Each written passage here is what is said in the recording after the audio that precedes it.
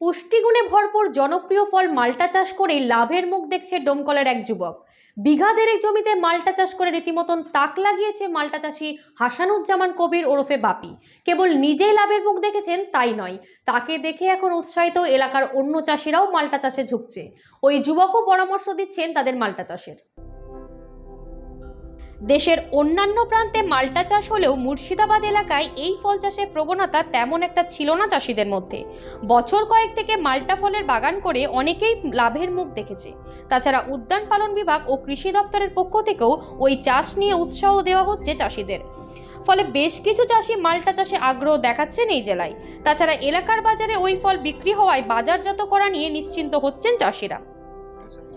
আমার মোটামুটি 1.5 বিঘা মতো জমিতে, আমি বেশি লাগাইনি, হয়তো 100 পিচের আশেপাশে হবে। 97 পিস 97 পিস গাছ আছে আমার।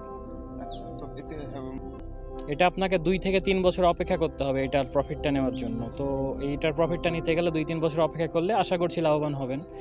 একটা গাছ পিছু যদি আপনি গড় মোটামুটি 100 পিসও ফল আপনি ধরেন 3 বছর পর, তো আমার কাছ থেকে তো পাইকাররা যেভাবে নিয়ে যায়, আমি দেখলাম বেশ এখানে বেশ ভালোই প্রফিটেবল।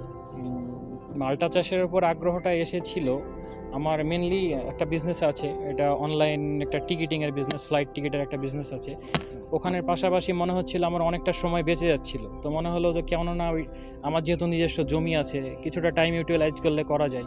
সেখান থেকেই মাথায় একটা হঠাৎ করে চিন্তা আসলো যে অনেক ভিডিও তো দেখেছি, বেশ অনেকেই প্রফিটেবল, অনেকেই কেটে ফেলছে, তো আমি একবার দেখি চেষ্টা করে যদি ভালো কিছু হয়। তো তারপরে দেখলাম আলহামদুলিল্লাহ অনেক ভালো রেজাল্ট। গাছ রোপণের পর প্রথম বছরে ফল পাওয়া না গেলেও দ্বিতীয় বছর থেকেই ফল ধরতে শুরু হয় মাল্টা গাছে।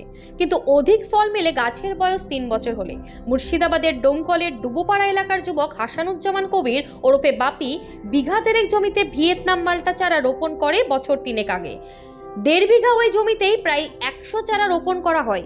মজার ব্যাপার হলো ওই ভিয়েতনাম মালটা বছরে 2 বার ফল দেয়। বাজারজাত করা নিয়েও ভাবনা নেই তাদের। এলাকার ফল ব্যবসায়ীরা বাগান থেকেই তুলে নিয়ে যায় মালটা, ফলে বিক্রির জন্য ভাবতে হয় না নতুন করে।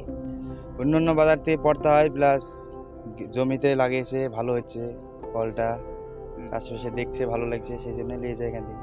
মানে বেছে বেছে নিয়ে যেতে পারি, জিনিসটা ভালো, দাগি পচা থাকে না, হ্যাঁ, জিনিসটা খেতে ভালো, কেমন বাজারে? চাহিদা ভালো, মালের সাইজ ভালো, চাহিদা ভালো, মিষ্টি আছে। অন্য মৌসুমের থেকে রস বেশি এই মৌসুমে।